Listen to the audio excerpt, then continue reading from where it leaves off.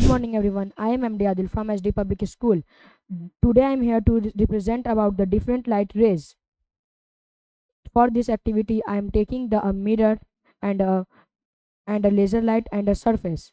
Let's us start. Light is a form of energy which enable to see an object. Light have different rays. There are two different rays: incident ray and reflected ray. The light which are with the ray which are come from the source of light and goes to the mirror is called incident ray, and the light ray which come from the mirror and to goes in the eyes is called reflected ray. Reflection is the process of bouncing back of light from the surface. The reflection is the process bound from the bouncing back of light from the after hitting a surface.